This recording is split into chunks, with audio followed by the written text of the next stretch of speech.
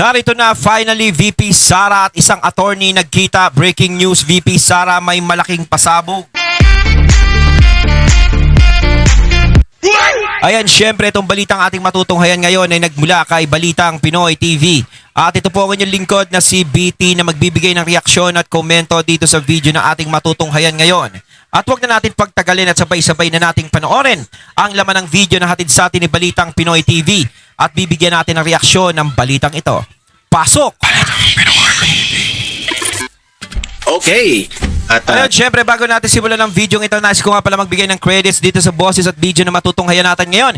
At bibigyan ng reaksyon walang iba kundi si Don Mar TV. Syempre huwag niyong kalimutang suportahan ang channel ni Don Mar TV mga katunay, pakibisita po yan. At huwag niyong kalimutang mag-subscribe at mag-follow para maging updated po kayo sa mga vlogs, reactions at sa mga balita na hinahatid sa atin ni Sir Don Mar TV. Ayan ay pagpatuloy natin.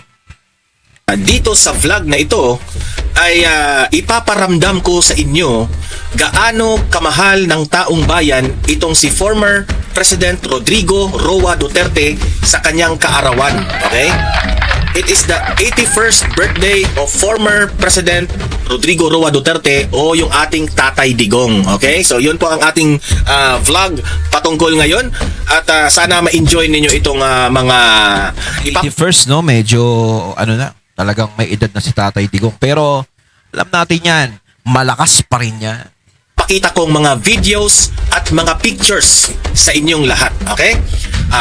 Una nating ipapakita itong speech ni Vice President Inday Sara Duterte. Okay? Patungkol sa kanyang tatay.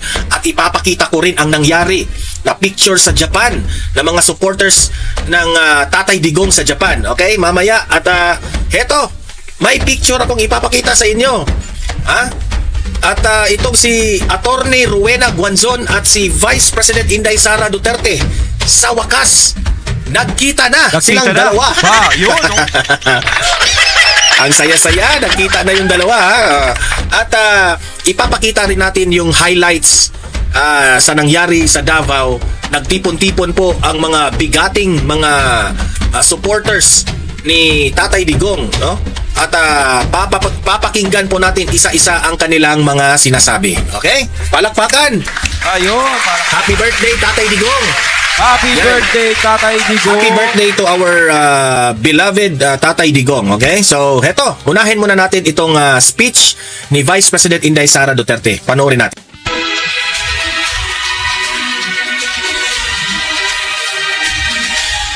Assalamualaikum warahmatullahi wabarakatuh. Madayawag ngayong adlaw kaninyong tanan.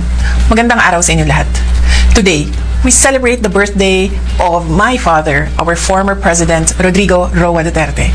To all the parallel support groups, volunteers, and the millions of Filipinos here and abroad who organized celebrations to honor him, maraming salamat sa inyong walang sawang pagmamahal at katapatan. Actually sa totoo lang, he is the only president, si Tatay Digong, na most celebrated person o presidente ng Pilipinas. Siya lamang po ang tanging presidente na nakakuha ng ganitong appreciation ng taong bayan. At saka nakita naman natin talaga si Tatay Digong. Kita mo sa lahat ng mga presidenteng dumaan, no?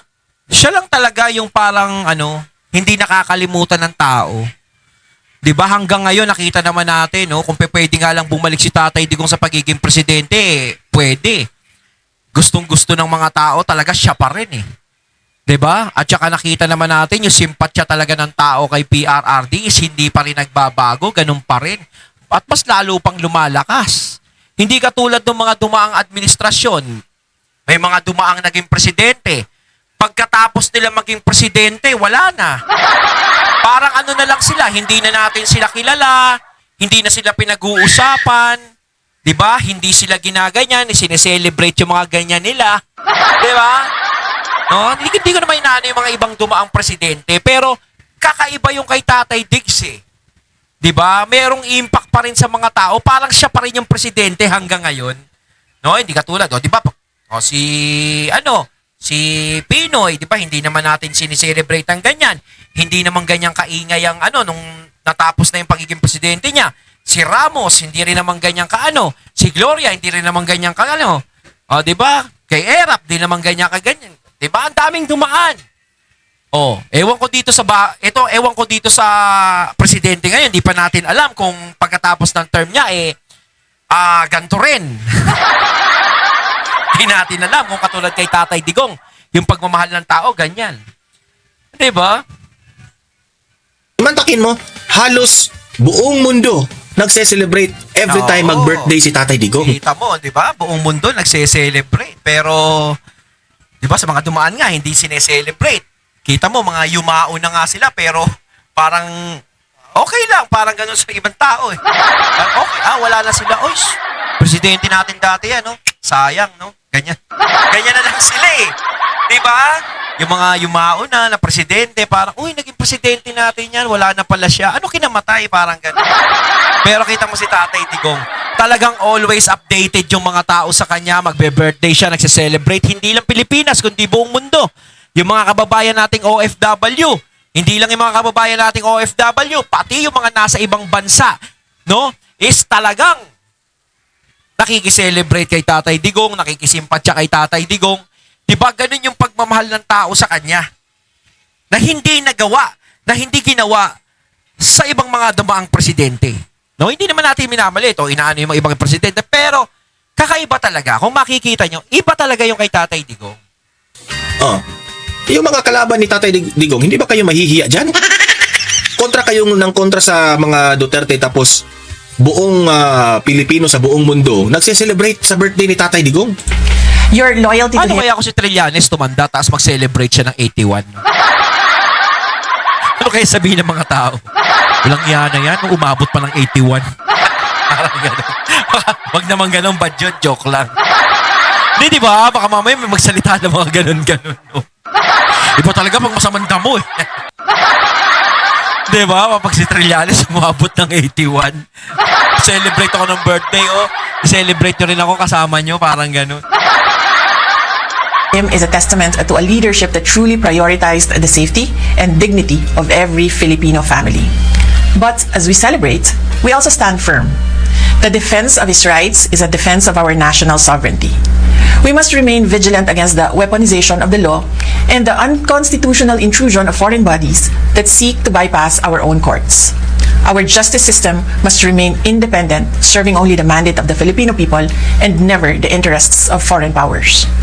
To the Filipino people, thank you for being our strength. Through the storms and challenges, Ayun. your Welcome. resilience remains our inspiration. Patuloy nating ipaglaban ang dangal ng ating bansa. Yes. Mahalin natin ang Pilipinas para sa Diyos, sa bayan, at sa bawat pamilyang Pilipino. Syukran. So, ako po dito po sa Sobrang Donmar salamat TV, in behalf of the Donmar TV, nagpapasalamat rin ako sa mga lahat ng mga DDS, mga supporters, at sa mga naniniwala kay Tatay Digong hanggang ngayon. Okay? Na walang sawa ang inyong suporta, walang sawa ang inyong paniniwala sa advokasya ng ating mahal na Pangulong Tatay Digong. Okay? Hanggang maraming salamat sa inyo. Palakpakan sa ating lahat. Hindi dyan magtatapos ang ating suporta. Susuporta at susuporta tayo hanggat makalabas itong si Tatay Digong sa ICC. Okay? So, ayan. Ito rin ang nakakatuwa doon sa Japan. Ito. Ayan. Happy birthday Tatay Digong. Japan OFWs.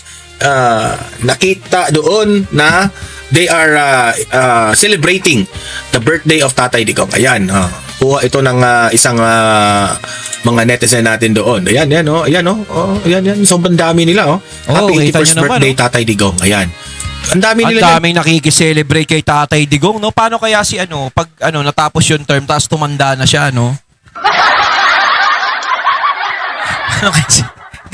Yung kay BBM, di ba? Parang, kaya, ganyan din kaya kainit yung pagkwari, na siya, bumaba na siya sa pagiging presidente, hindi na siya presidente, 'di ba?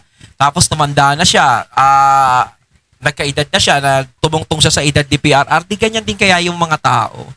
Okay, limbawa, hindi naman, mamaya makulong siya sa dahig. Ganyan kaya kainit din yung mga tao, susuportahan din kaya si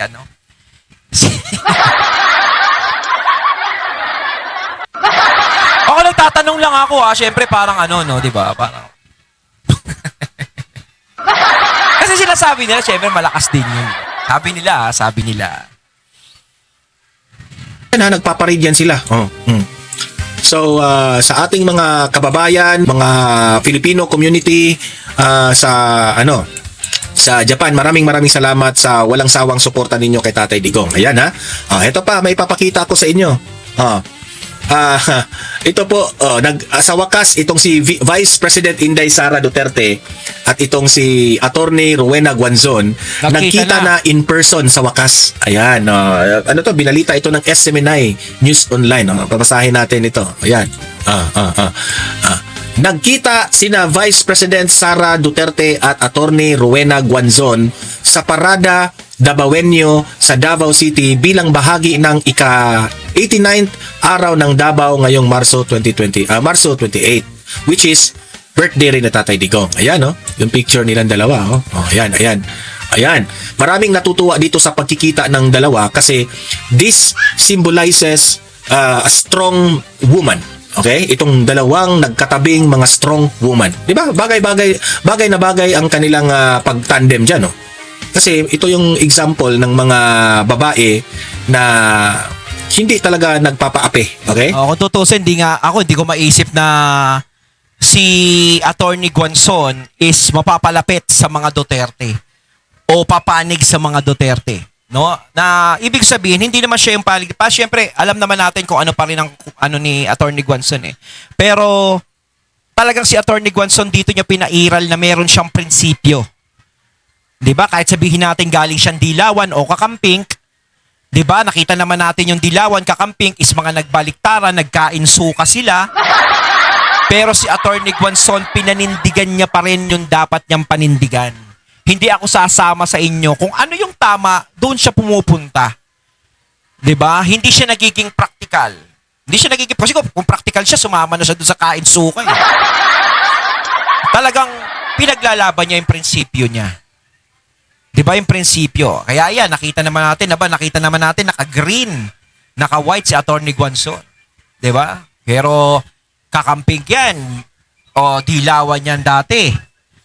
Pero nakita naman natin, talagang kita natin kung paano niya magsumimpat siya sa mga Duterte, sumuporta sa mga Duterte.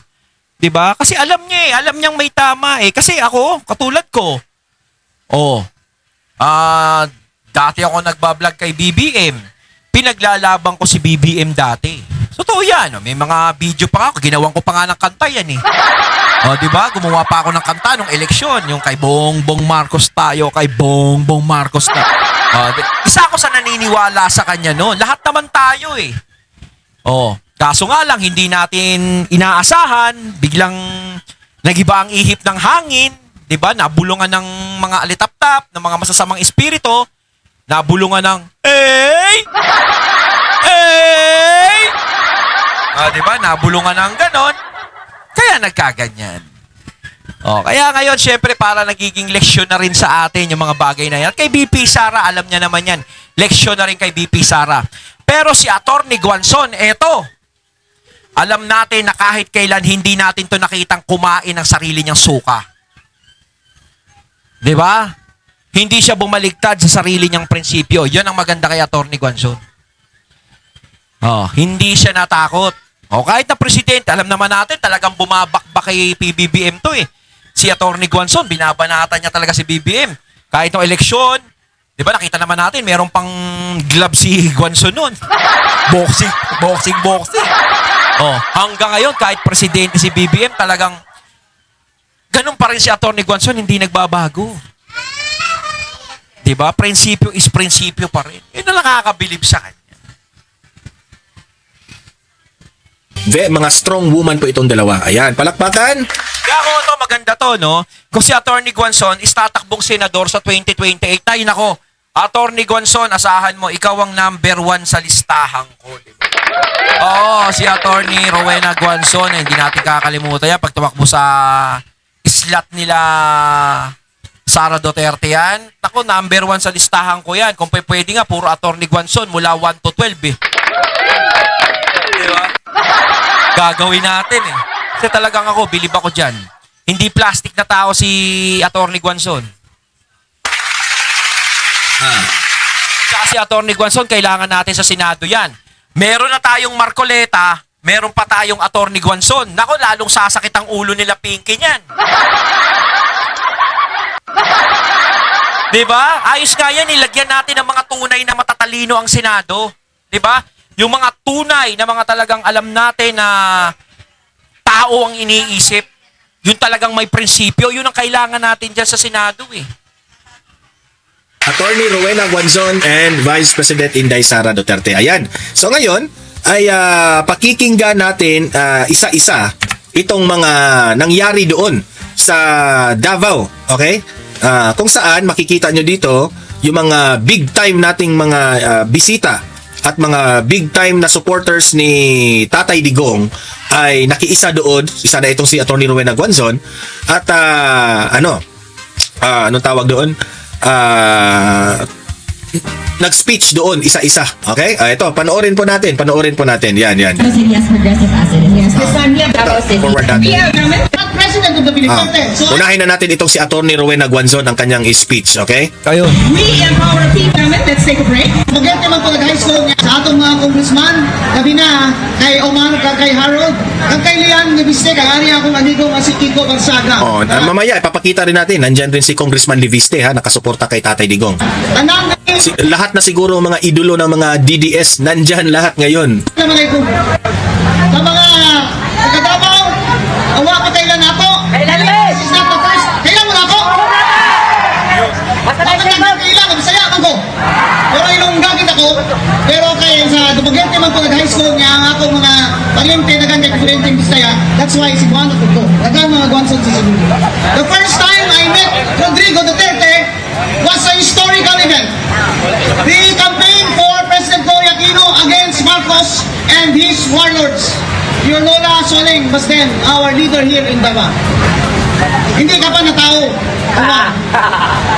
So ang officer in charge diri as Vice Mayor si Rodrigo Duterte. Ako ang officer in charge Mayor sa Cadiz City, Negros Occidental. I was 27 years old.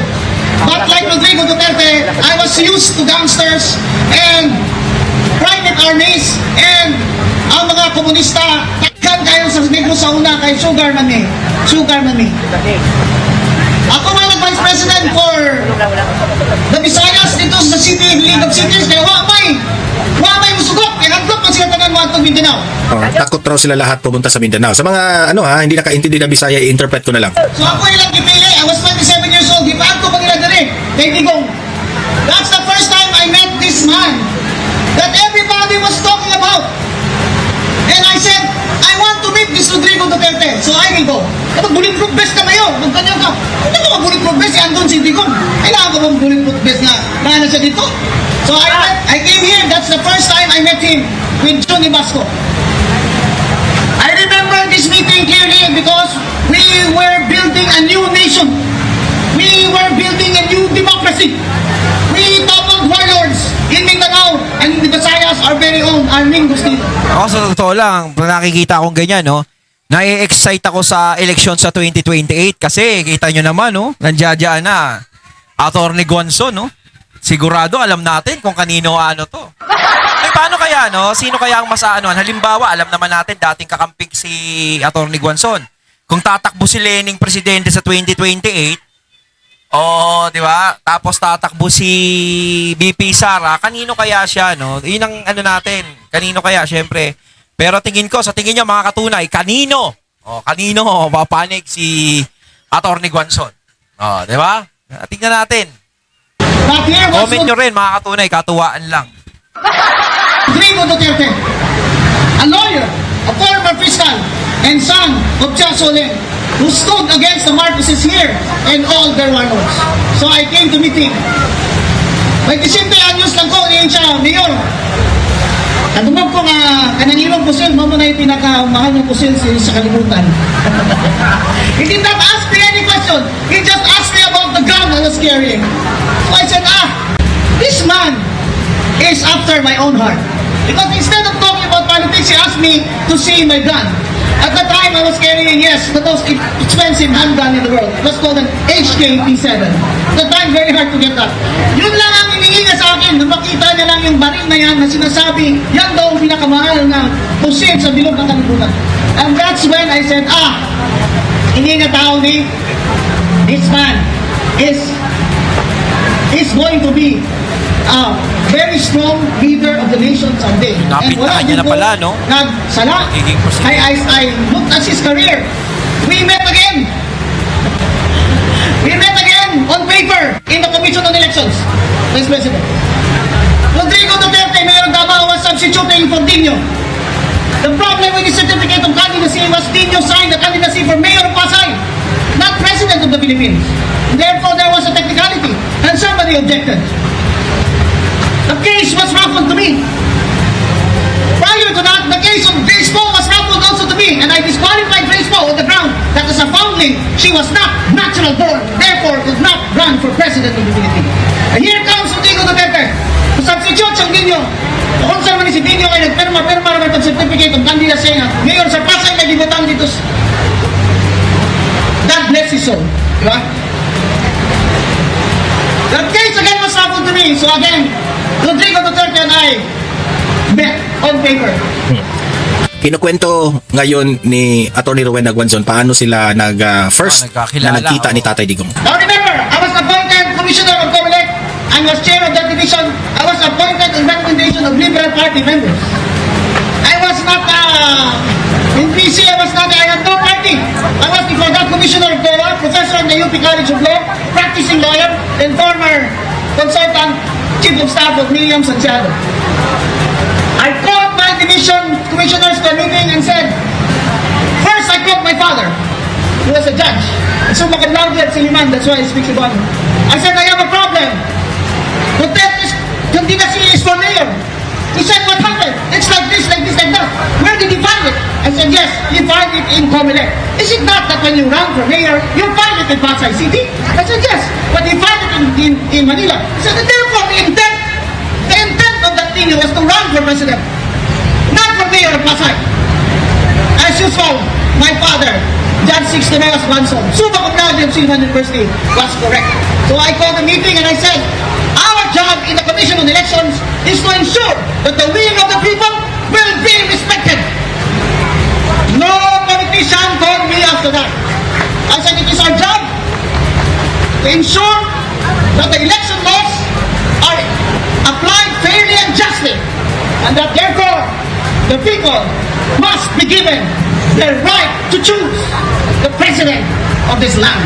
Ayon, at ating nato ngayon ang video na nagmula kay Balitang Pinoy TV at syempre nato ngayon natin ang boses at video na yun na binigyan natin ng reaksyon na nagmula kay Sir Donmar TV at syempre nakita natin no, yung speech ni Atty. Guanzon. Kayo mga katunay, ano masasabi nyo tungkol dito? Comment lang po kayo sa comment box. So once again, I'm BT and I'm out. Peace.